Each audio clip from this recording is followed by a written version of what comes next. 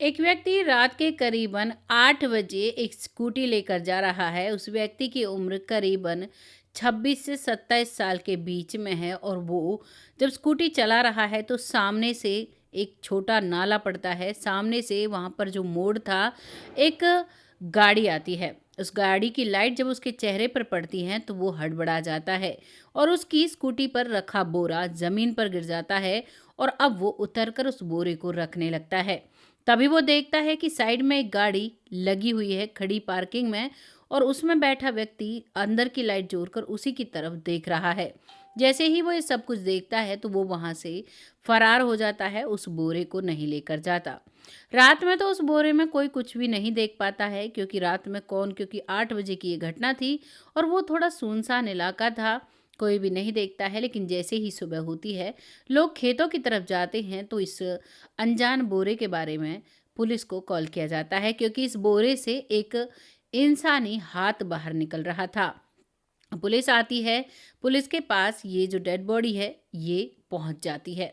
लेकिन उसके बाद इस केस का जो खुलासा होता है वो बहुत ही हैरान कर देने वाला होता है, क्योंकि इस बॉडी के साथ में इसका सर नहीं था, यानी कि सिर्फ धड़ था, सर नहीं था, लड़की का शरीर था। और सब लोग बहुत हैरान थे कि इतना बुरा एक लड़की के साथ आखिर किसने किया।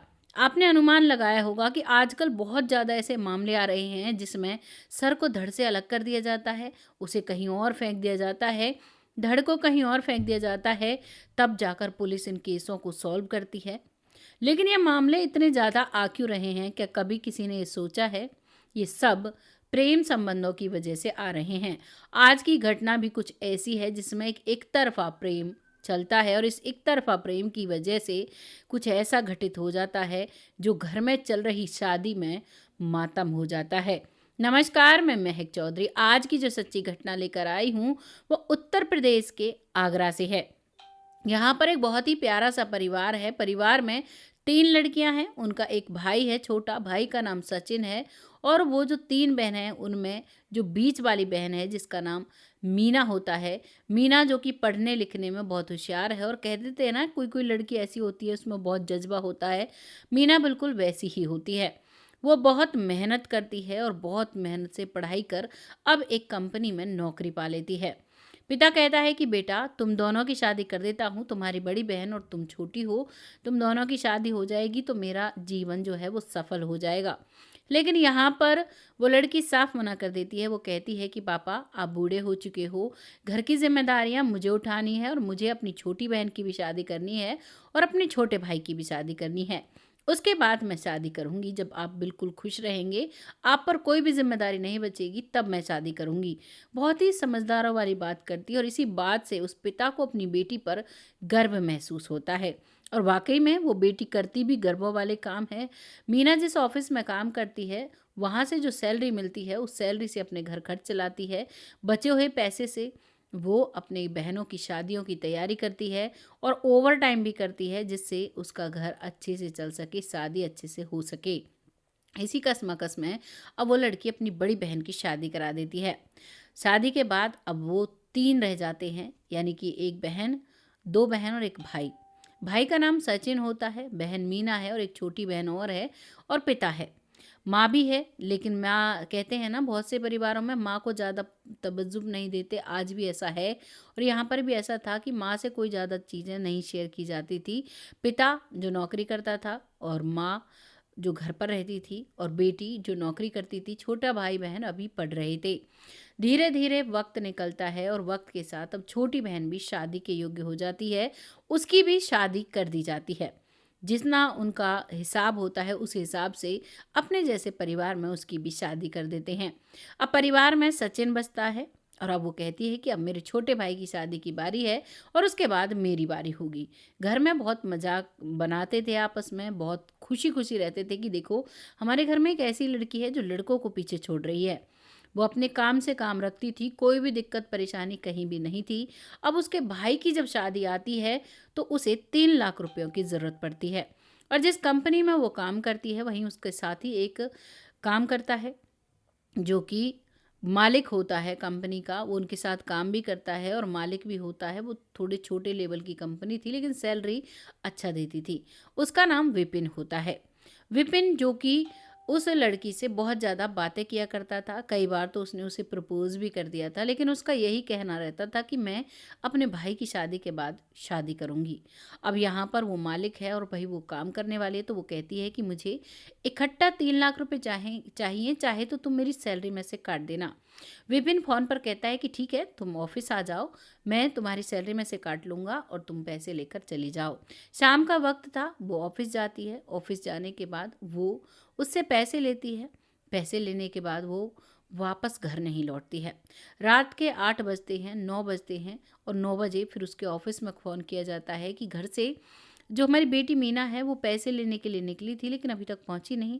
सामने से विपिन कहता है कि आंटी वो तो यहाँ से पैसे लेकर जा चुकी है, क्या वो अभी घर नहीं पहुंची? उसी वक्त विपिन आता है। आने के बाद उस वक्त करीबन 10 बजे होंगे। उस वक्त जब विपिन आता है, आने के तुरंत बाद उन लोगों को सीधा पुलिस स्टेशन लेकर जाता है और कहता है कि वहाँ पर कंप्लेंट करो, कहीं ऐसा ना हो कोई पैसे लूट कर भाग गया हो, उसके साथ कुछ घटित हो गया हो। बहुत समझदारी वो दिखाता है। वो उनके साथ जाता है, पुलिस कंप्लेंट होती है।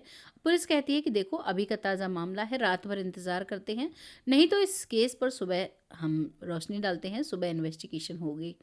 घर वाले आ जाते हैं, आस पड़ोस में सभी रिश्तेदारों में फ़ोन कर लिया जाता है लेकिन कहीं भी मीना का पता नहीं चलता है। सुबह होती है, सुबह पुलिस स्टेशन से उन्हें कॉल आता है। करीबन 11 बजे हुए थे और 11 बजे जब उन्हें पुलिस का कॉल आता है, वो भागे दौड़े जाते हैं और जाने के बाद उन्हें एक डेड बॉडी दिखाई जाती है। ये डेड बॉडी वही है जिसकी मैं बात कर रही थी, जो कि पुलिस वालों को कहानी के स्टार्टिंग में ही मिली थी। अब वो इस डेड बॉडी को उन्हें दिखाते हैं क्योंकि उन्होंने अपनी बेटी का फ़ोटो भी दिखाया था, वहाँ पर दिया हुआ था, एज भी बताई थी, कपड़ों का रंग भी बताया था, वो सब कुछ मैच हो रहा था। पुलिस वाले उन्हें शिनाख्त के लिए बुलाते हैं और वो देखते ही उसका पिता ज़मीन पर गिर जाता है। कहता है ये तो मेरी बेटी मीना है, मेरी बेटी की तो शादी हो रही थी और ये क्या हो गया। अब जब ये बात उनके सामने आती है तो वो बहुत हैरान होते हैं और वो पूछते हैं कि क्या हुआ था, तो वो बताते हैं कि ये पैसे लेने गई थी और ये वापस नहीं लौटी। पुलिस वालों ने रिपोर्ट पहले दर्ज करा रखी थी। अब इनसे और दोबारा से पूछताछ करते हैं और अब इसके बारे में जानने की कोशिश करते हैं। सबसे पहले इसकी डेड बॉडी को पोस्टमार्टम के लिए भेजा जाता है और उसके बाद इंतज़ार किया जाता है रिपोर्ट का। करीबन 2 दिन में रिपोर्ट आती है। रिपोर्ट आने के बाद अब उस रिपोर्ट के आधार पर ये खोजबीन करते हैं। रिपोर्ट में बताया गया था कि जो लड़की है वो अपना बॉयफ्रेंड रखती थी, यानी कि वो रिलेशनशिप में भी आ चुकी थी मरने से जस्ट पहले। अब ये चीज़ जब वहाँ पता चलती है तो अब वो मामला घूम जाता है। अब घर वालों से पूछा जाता है कि ये लास्ट समय किसके पास गई थी। वो बताते हैं कि ये तो विकी के साथ पास गई थी। अब विकी का नाम आते ही वो पूछते हैं कि ये कौन है, तो वो बताते हैं कि जो कंप्लेंट दर्ज कराने रात को हमारे साथ आए थे वही विकी है। इस बात को सुनते ही अब पुलिस वाले कहते हैं कि ठीक है, उसे बुलाओ और कहो कि एक क्लू मिला है, उस पर पूछताछ करनी है। यहाँ पर उसे बुलाया जाता है, वो आता है और पुलिस अब उसे वहाँ पर पकड़ लेती है। जब पुलिस पकड़ती है तो उससे पूछताछ करती हैं, तो वो कहता है कि मेरे पास तो ये पैसे लेने आई थी और मैंने तो इसे 3 लाख रुपए भी दिए थे, मेरा इसमें कोई दोष नहीं है। लेकिन यहाँ पर जो पुलिस वाले हैं उनके पास एक और सबूत था। वो लोग जब सीसीटीवी कैमरे खंगालते हैं, वो लड़की घर से जाती, उसके ऑफिस से रास्ते का जो जगह थी और जहाँ पर ये डेड बॉडी मिली थी वहाँ की सीसीटीवी देखते हैं। यहाँ ये जो डेड बॉडी है जहाँ पर मिली थी उससे करीबन 1-1.5 किलोमीटर पहले जो रास्ता जाता है वहाँ पर एक सीसीटीवी कैमरा था, जिसमें ये जो स्कूटी पर वो व्यक्ति लेकर जा रहा था उस डेड बॉडी को, उस बड़े से बोरे को, वो यही होता है, ये विकी ही होता है। अब विकी को उसका छोटा भाई उस सीसीटीवी क्लिप में पहचान लेता है, लेकिन बार बार विकी जब मना कर रहा था तो उसके सामने भी उस क्लिप को रख दिया जाता है और पुलिस द्वारा कुछ थोड़ा सा झूठ बोला जाता है कि और भी हमारे पास 2 गवाह हैं। अब वो समझ जाता है कि एक गाड़ी से मैं टकराने वाला था और एक व्यक्ति तो मुझे टकटकी लगाकर देख रहा था। अब वो कहता है कि छुपाने का कोई फ़ायदा नहीं है। अब वो सारी बातें बताता है। वो कहता है कि साहब, मैं इससे बहुत ज़्यादा प्यार करता था, मैं इससे कहता हूँ कि तुम मुझसे शादी कर लो, लेकिन हमेशा इसकी ये ज़िद रहती थी कि मैं अभी शादी नहीं करूँगी, मेरे भाई और बहन सबकी शादी हो जाएगी तब मैं शादी करूँगा। मैं करूँगी, मैं इस बात के लिए मैं भी राज़ी हो जाता हूँ और मैं इसका इंतज़ार करने के लिए तैयार हूँ। लेकिन मैं देखता हूँ कि एक ऑफ़िस के ही लड़के के साथ बहुत ज़्यादा क्लोज़ है। जब मैं इससे कहता हूँ कि तुम इसके साथ क्या करती हो, तो वो कहती है कि तुम्हें क्या मतलब है?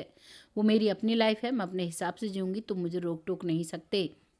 मैं इसे बहुत समझाता हूँ कि मैं तुमसे प्यार करता हूँ और तुमसे शादी करना चाहता हूँ, लेकिन ये मेरी एक भी बात नहीं सुनती है और इस बात का मुझे बहुत बुरा लगता है।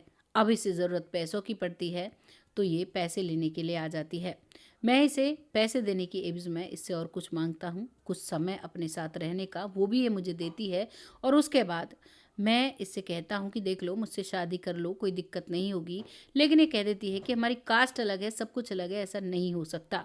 जब ये अपनी बात पर अड़िग हो जाती है तो मैंने प्लान पहले ही बना रखा था। मैंने एक धारदार हथियार से इसका सर धड़ से अलग कर दिया और उसके बाद उस सर को बैग में रख लिया, एक पॉलीथीन में पैक करके, और इस बॉडी को इस बड़े से बोरे में भर लिया। मेरा प्लान था कि इस बॉडी को मैं जंगल में फेंक दूंगा और इस धड़ को और कहीं दूर जंगल में फेंक दूंगा और इस लड़की का कहीं पता ही नहीं चलेगा। लेकिन ये सारा राज आपके सामने खुलकर आ गया है और यहाँ पर उसका बयान कंप्लीट हो जाता है। पुलिस बहुत हैरान थी कि ये देखो एक तरफा प्यार में क्या क्या इंसान कर सकता है।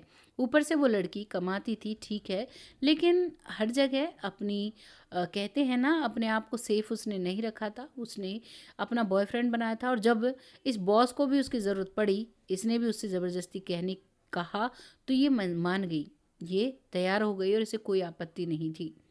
चलिए इस बात को हम छोड़ते हैं, क्योंकि अपने घर को चलाने का हर किसी का अलग तरीका होता है, लेकिन तरीका सही होना चाहिए। इसका तरीका बिल्कुल गलत था। शायद ये इस लालच में वहाँ पर नहीं जाती और शायद ये जब इससे एक तरफा प्यार कर रहा था, अगर ये इसका चरित्र ठीक होता, ये कोई भी बॉयफ्रेंड नहीं बनाती, तो शायद ये इसके साथ ऐसा कुछ भी नहीं करता। शायद ये इसके लिए 10-15 साल इंतज़ार भी कर सकता था, जो इतना ज़्यादा प्यार करता था।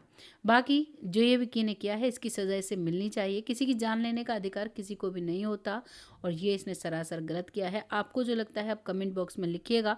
आपकी राय मेरे लिए बहुत मायने रखती है। जो लोग फेसबुक पेज पर नए हैं वो फॉलो करना ना भूलें और जो लोग चैनल पर देख रहे हैं वो चैनल को सब्सक्राइब करना ना भूलें। तब तक सब आप खुश रहें, आबाद रहें और सतर्क रहें। खासकर लड़कियों से, जो लड़कियां कई कई बॉयफ्रेंड रखती हैं, सोचती हैं कि हमारी मर्जी चलती है। ऐसा कुछ नहीं है। हमें सामाजिक तौर पर रहना होगा, तभी समाज हमारी मदद कर पाता है और हमारा खुद भी, हमारा ऑरा इतना मजबूत हो जाता है कि लोग हमारे सामने नतमस्तक हो जाते हैं। अगर यहीं पर हम अपने धर्म, अपने कर्म को बिगाड़ते हैं तो हर कोई हमारा दुश्मन बन जाता है और आता जाता ऐरा गैरा नत्थु गैरा हमारी जान ले सकता है।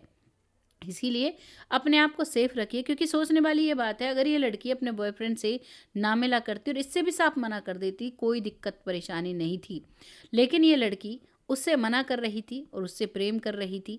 चलो आप में से कुछ लोग ये भी कहेंगे भाई इसका अधिकार है, प्रेम कर सकती है, लेकिन जब एक लड़की का अगर करेक्टर ठीक होता है तो उसको सामने वाला उंगली उठाने में कई बार सोचता है, और जब लड़की का करेक्टर उसे गलत लगता है तो उसे ऐसा लगता है कि ये तो मेरे बाप की जागीर है, जो करना है कर लो। ये एक मौका मिल जाता है। ये बस मेरी अपनी पर्सनल थिंग्स है जो मैंने आप सबके साथ शेयर की। आपको जो लगा है आप कमेंट बॉक्स में लिखिएगा। बहुत जल्द आती हूँ ऐसी किसी सच्ची घटना के साथ।